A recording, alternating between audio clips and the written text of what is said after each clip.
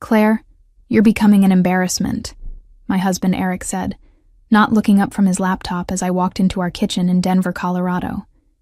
The words hit me like a physical blow, especially after the day I'd had at Sundale Financial, where I worked as a senior investment advisor. I had just closed a major client deal worth over $2 million, but instead of celebrating, I was walking into another evening of criticism. My name is Claire Beasley, and I'm 45 years old. For the past 18 years, I'd been married to Eric, a corporate attorney who worked at one of Denver's most prestigious law firms. We lived in a beautiful house in Cherry Creek, the kind of life that looked perfect from the outside. But lately, everything felt like it was crumbling beneath my feet. The past year had been the hardest of my life. My father passed away in March after a long battle with cancer, and I'd been struggling to cope with the grief while maintaining my demanding career. The wine I'd been having with dinner had gradually become a way to numb the pain, and Eric had noticed. What started as concern had morphed into something much crueler. "I had a great day at work today," I said quietly, trying to shift the conversation. "The Morrison account finally—" "Nobody cares about your little victories when you can barely function as a wife," Eric interrupted, his voice dripping with disdain. "Look at this kitchen. Look at yourself." I glanced around the kitchen, which was admittedly messy from the morning rush, then down at my work clothes that were wrinkled from a long day. His words stung, because there was just enough truth in them to make me doubt myself. I had been drinking more, and I had been struggling to keep up with everything. "Eric, I'm trying my best here. This year has been—" "Trying your best?" He laughed, a sound that made my skin crawl. "Your best is pathetic, Claire. You're becoming unstable, and frankly, I'm tired of covering for you." Something cold settled in my stomach at his choice of words. Unstable seemed like such a calculated term, not something someone would say in the heat of an argument. But before I could process that feeling fully, Eric's phone rang. "I need to take this," he said, walking toward his home office. "Try not to embarrass yourself further tonight." As he disappeared down the hallway, I stood alone in the kitchen, feeling smaller than I had in years. The silence of the house pressed against me, and I found myself reaching for the wine bottle on the counter. But something made me stop. Maybe it was the way Eric had said unstable, or maybe it was just exhaustion. But I put the bottle back and poured myself a glass of water instead. Little did I know that this simple decision would change everything. The next morning, I woke up with a clearer head than I'd had in months. Eric had already left for work, which wasn't unusual, but I noticed he'd left his coffee mug on the nightstand instead of taking it to the kitchen. As I reached to grab it, something small and black caught my eye tucked behind the lamp base. My heart stopped. It was a voice recorder. I stared at the tiny device for what felt like hours, but was probably only seconds. Why would Eric be recording me in our bedroom? My hands shook as I carefully examined it without moving it from its position. The red light indicated it was actively recording. Suddenly, every conversation we'd had recently took on a different meaning.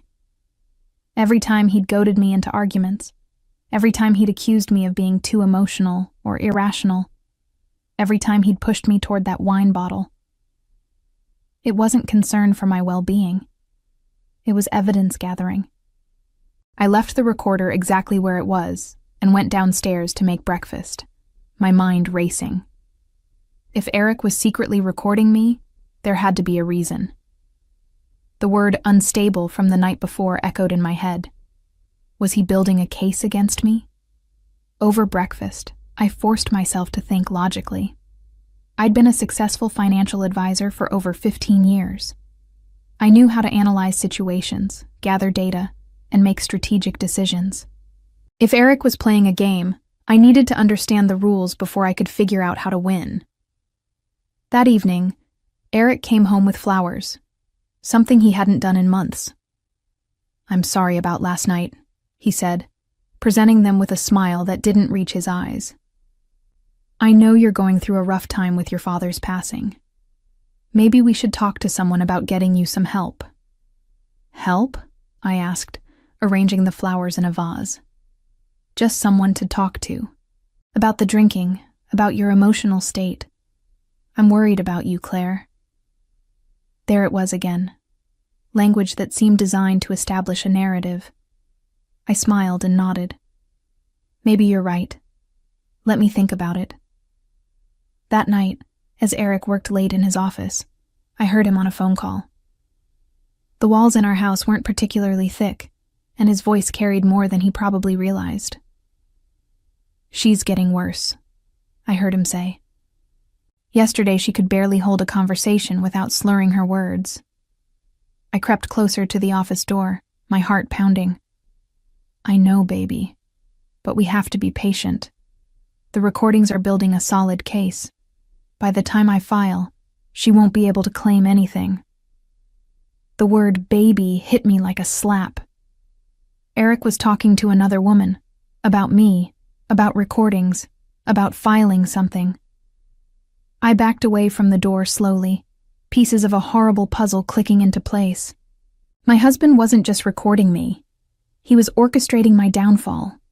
The realization that my husband was actively working to destroy me should have sent me into a spiral.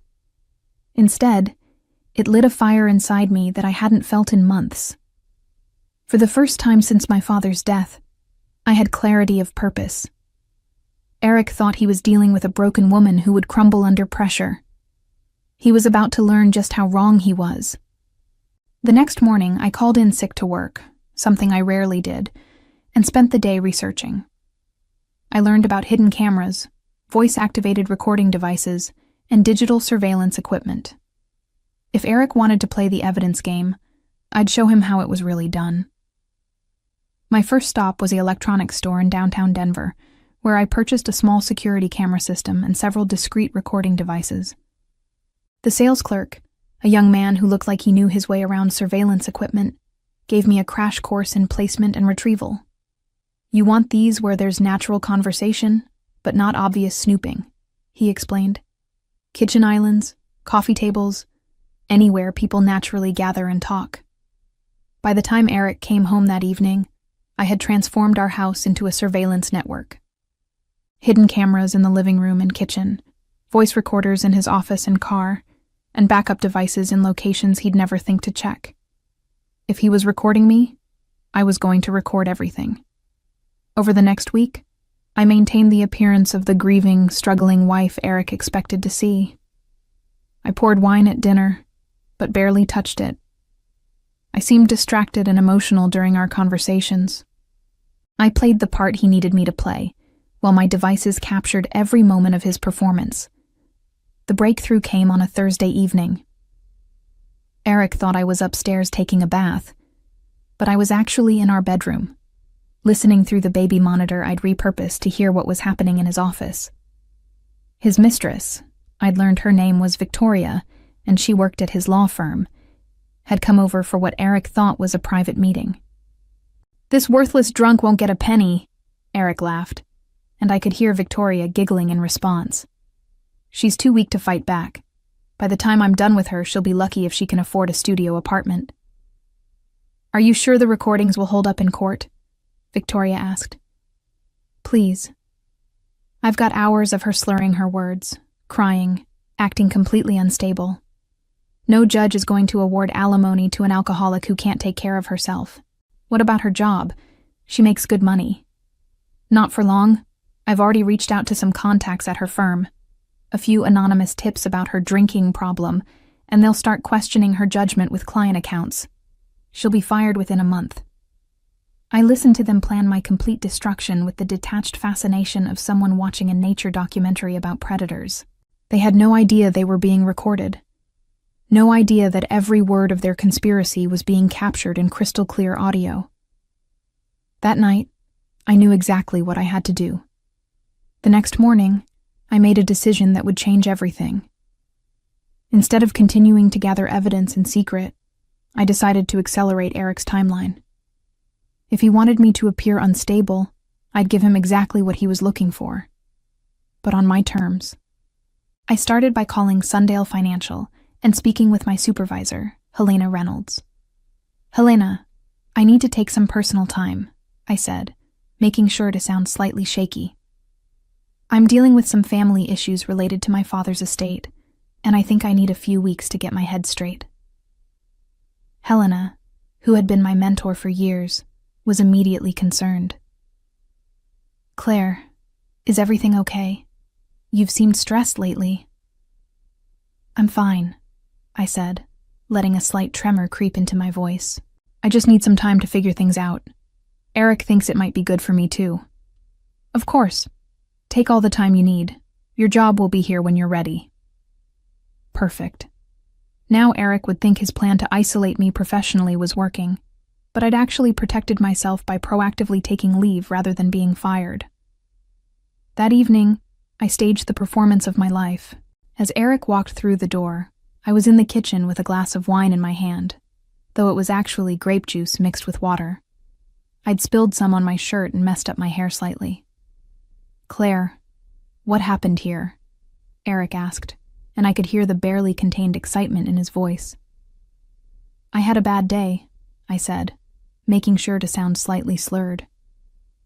"Helena thinks I need time off work. Maybe she's right. Maybe everyone's right about me." Eric moved closer, and I could practically see him calculating how this would play in divorce court. "Honey, I think you should sit down. You seem upset." "I called my sister today," I continued improvising. "Told her about how you've been helping me deal with Dad's death. She thinks I'm lucky to have such a supportive husband." The irony wasn't lost on me, but Eric ate it up. "I just want what's best for you, Claire. Maybe we should look into some treatment options." "Treatment?" I let my voice break slightly. "You think I need treatment?" "I think you need help. And I'm going to make sure you get it." That night, after Eric went to sleep, I downloaded all the recordings from my devices and began organizing them into a comprehensive file. What I found was even worse than I'd imagined. Eric had been systematically documenting what he perceived as my failures for months, creating a narrative of decline that started well before my father's death. But more importantly, I had captured his real voice, the cruel, calculating man who laughed about destroying his wife's life with his mistress. The contrast between his public persona as a concerned husband and his private cruelty was startling. The next day, while Eric was at work, I made a phone call that would change everything. I'd researched investigative journalists in the Denver area and found Rachel Moore, who wrote for the Morning Ledger and specialized in stories about abuse of power and legal manipulation. "Mr. Moore's office," came the professional voice of her assistant. "I'd like to speak with Rachel Moore about a story involving legal fraud and domestic manipulation," I said, my voice steady and clear. "Can I get your name and a brief description of the situation?" "My name is Claire Beasley. My husband is a prominent attorney who's been secretly recording me and manipulating evidence to build a false case for divorce. I have recordings of him admitting to conspiracy and planning to destroy my career.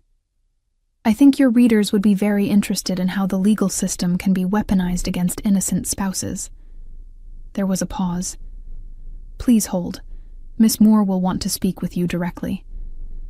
2 minutes later, Rachel Moore was on the line.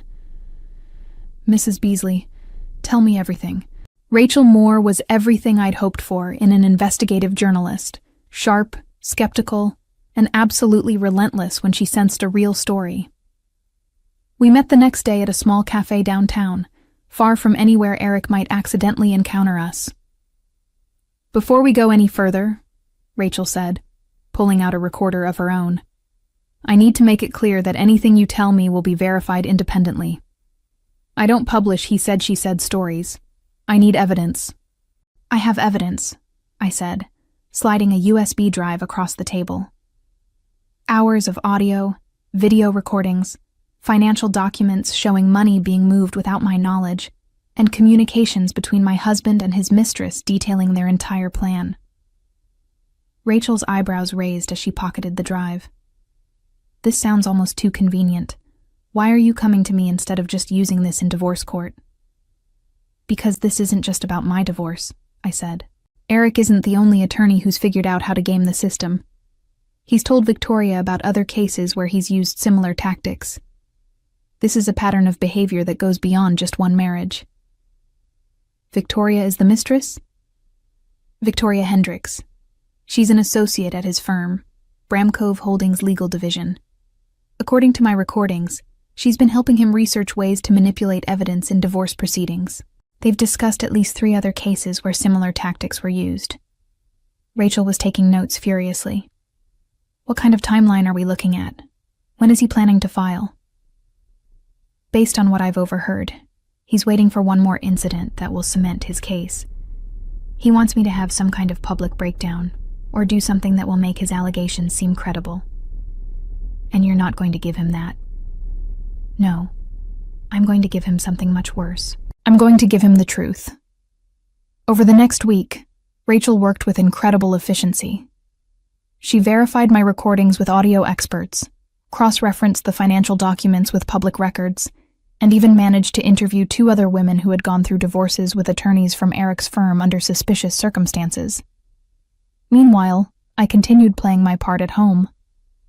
Eric's behavior had become increasingly bold. He no longer bothered to hide his contempt for me, probably because he thought I was too broken to notice or remember clearly. On Wednesday evening, he brought Victoria to our house for dinner. The audacity of it took my breath away, but I maintained my composure.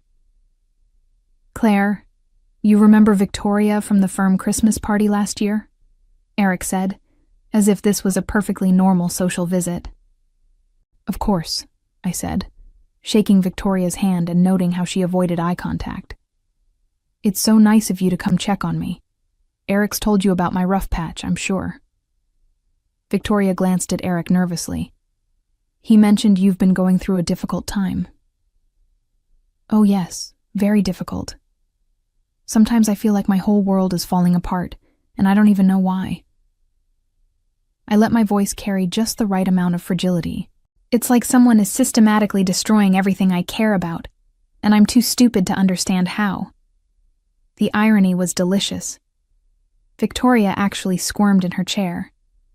During dinner, they became increasingly relaxed, probably assuming I was too damaged to pick up on their subtle communications and inside jokes.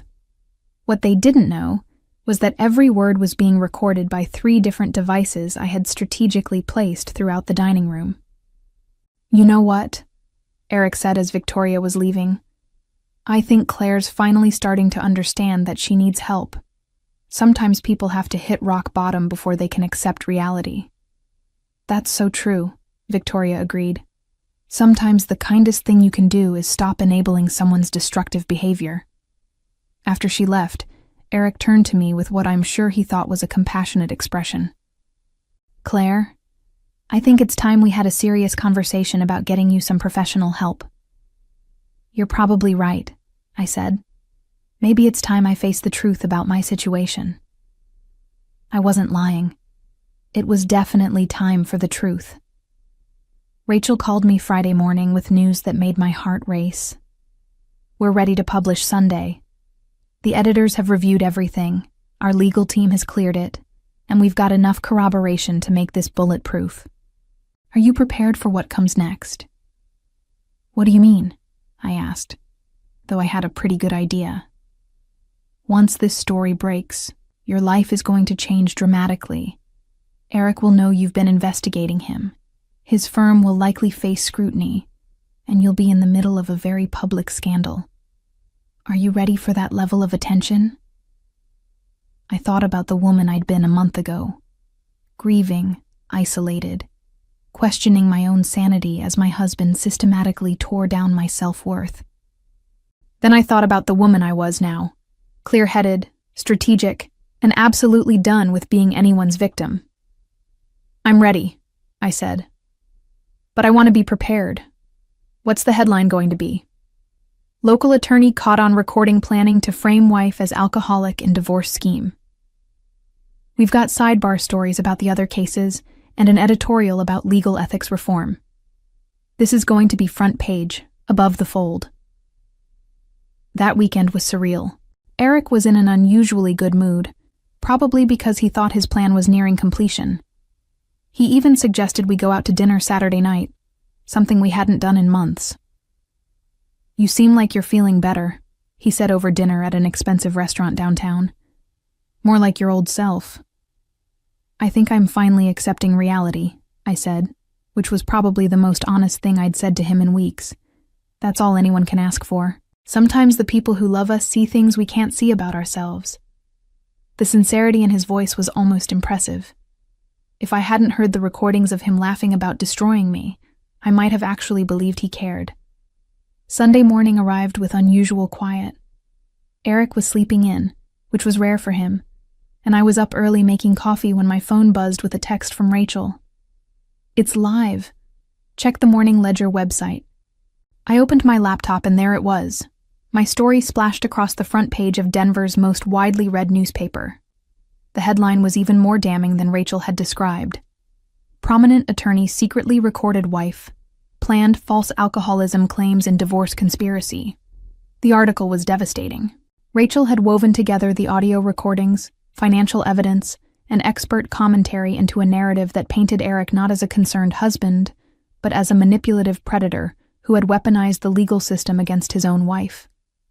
The recordings of him laughing with Victoria about my supposed weakness were particularly damning. But what really made my heart sing was the sidebar story about the other women.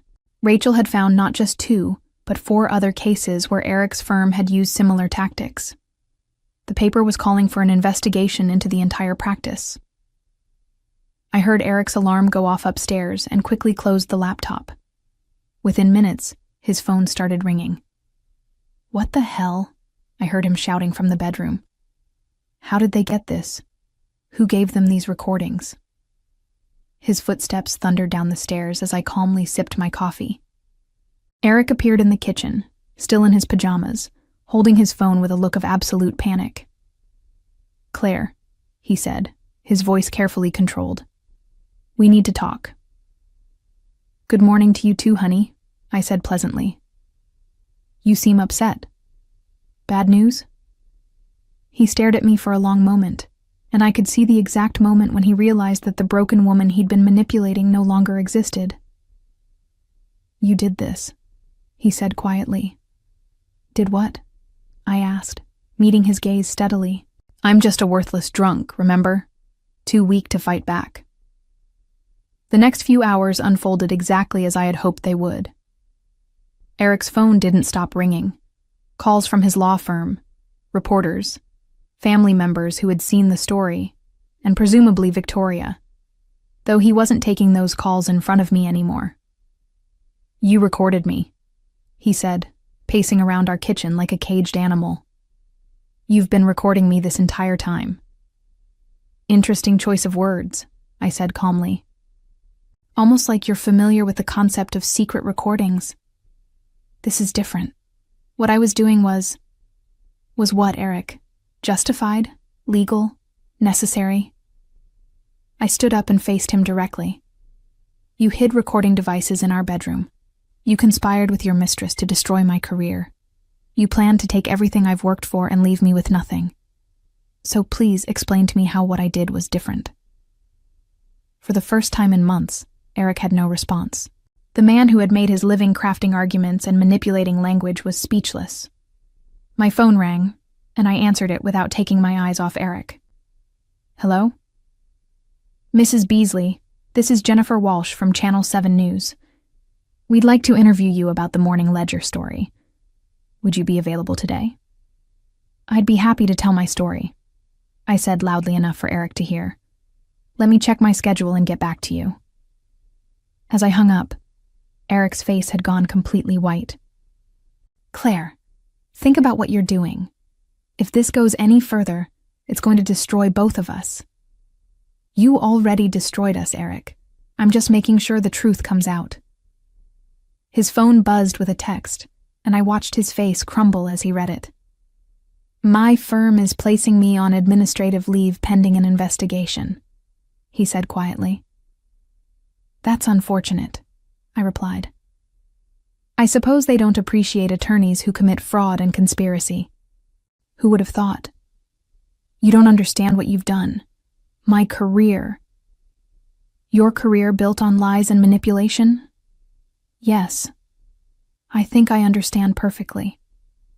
By Tuesday, the story had taken on a life of its own. The Colorado Bar Association announced they were opening an ethics investigation. 2 other women had come forward with similar stories about Eric's firm. Victoria had been placed on leave as well, and according to Rachel, she was already looking for a new job outside of Denver.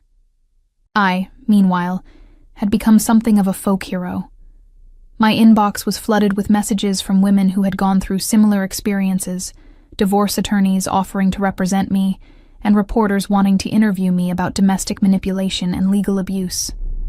The irony wasn't lost on me that Eric's plan to isolate and destroy me had instead connected me with a community of people who understood exactly what I had been through. Wednesday afternoon, Eric came home to find me packing boxes in his office. "What are you doing?" he asked. "Packing your things. I filed for divorce this morning, and my attorney advised me to document all marital assets before you try to hide them." I held up a financial statement. "Speaking of which, I found the account where you've been transferring our joint savings. Very thorough of you to leave such a clear paper trail. Claire, we can work this out. We don't need lawyers. Actually, we do. See, unlike you, I'm going to do this the legal way. No secret recordings, no manipulation, no conspiracy. Just facts and evidence presented in open court." Eric sank into a chair, looking more defeated than I'd ever seen him. "What do you want?" "I want what I've always wanted, Eric. I want respect. I want honesty. And I want justice." I closed the box I was packing and looked at him directly. "The difference is, now I'm going to get all 3. The man who had once called me too weak to fight back was finally learning just how strong I really was. 6 months later, as I sat in my new apartment overlooking downtown Denver, I reflected on the journey that had brought me here. The divorce had been finalized in my favor, Eric's legal career was effectively over, and I had returned to work at Sundale Financial with a promotion and the respect of my colleagues. My revenge hadn't been about destruction. It had been about truth, and truth had set me free in ways I never could have imagined.